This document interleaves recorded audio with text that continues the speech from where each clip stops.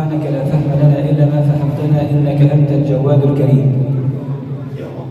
مع الدروس المنهجية من خلال شرح كتاب رياض الصالحين من كلام سيد المرسلين سيدنا محمد صلى الله عليه وسلم.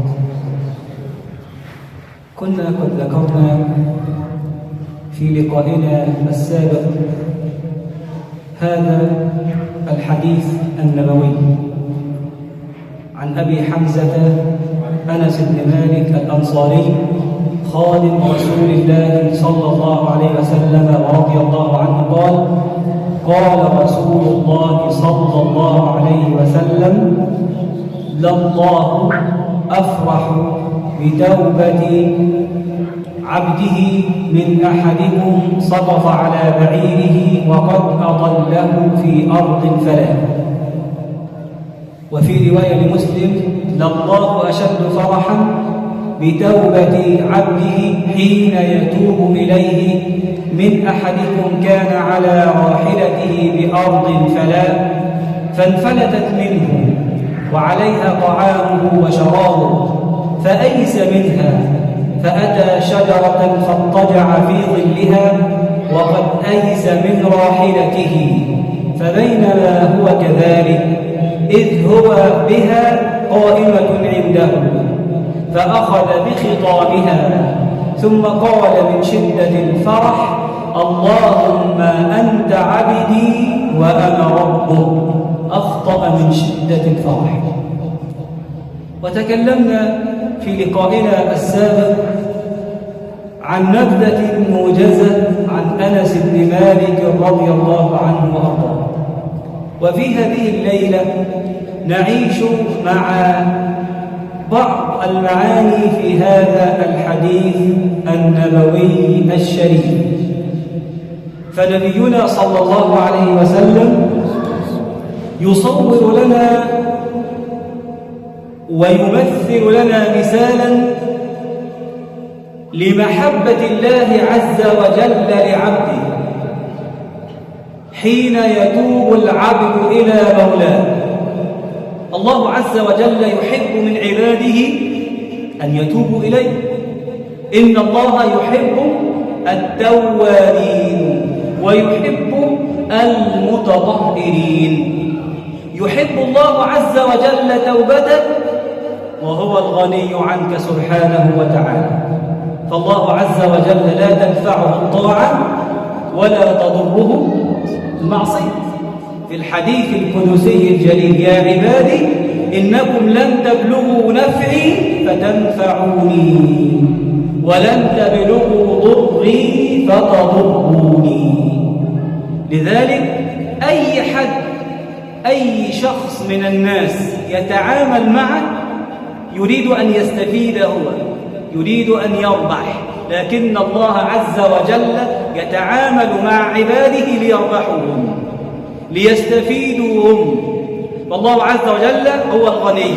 يا أيها الناس أنتم الفقراء إلى الله والله هو الغني الحميد. أنتم الفقراء إلى الله والله عز وجل هو الغني، غني عنك وغني عن عبادتك وغني عن طاعته سبحانه وتعالى. فالنبي صلى الله عليه وسلم يقول: لله أشد أو لله أفرح بتوبة عبده من أحدكم سقط على بعير. سقط على بعير مش معناه أنه وقع من على بعير، لا، سقط على بعير يعني بعد أن أضله وبعد أن تاه منه وبعد أن انفلت منه فإذ به يجد هذا البعير وقد أضله في أرض فلا. وفي الرواية الأخرى فيها مزيد توضيح ومزيد شرح: لله أشد فرحا بتوبة عبده حين يتوب إليه. لذلك الله عز وجل يقبل العذر، ولذلك فتح باب التوبة على إسرائيل، جعل باب التوبة مفتوح ونادى عباده أن يدخلوا من هذا الباب: يا أيها الذين آمنوا توبوا إلى الله توبة نصوحا وتوبوا إلى الله جميعا أيها المؤمنون لعلكم تفلحون.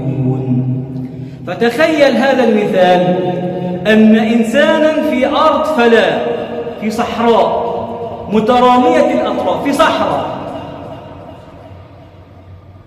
وسيلة الحياة بتاعته هي الدابة دي، لأنها عليها الطعام والشراب. فقد الدابة، فقد أسباب الحياة. فبينما هذا الرجل يسير في هذه الصحراء الواسعة الكبيرة المترامية، إذ به يفقد دابته وعليها طعام وشراب، هيروح فين؟ خلاص كده أصبح في عداد الموتى، سيأتيه الموت لا محالة. مش هيطلع تليفون محمود يتصل أنا في المكان الفلاني وهيبعت اللوكيشن أو المكان اللي هو فيه والموقع لا، هو خلاص ضاع. وقد أيس من راحلته، دور عليها يمين وشمال وشرب وغرب، مش لاقي الراحلة. فقال آتي إلى ظل شجر فأجلس عندها، خلاص بقى انتظر انتظر الموت. فبينما هو كذلك في هذه الحال وفي هذا الكرب وفي هذه الشدة، إذ به ينتبه من نومه فيجد راحلته أمامه.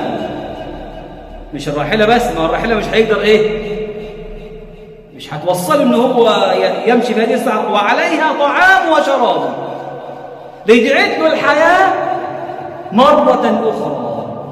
وفيه دليل على أن الشدة أو الأمر إذا اشتد انفرج، وأن بعد الكرب يأتي الفرج، فإن مع العسر يسرا، إن مع العسر يسرا.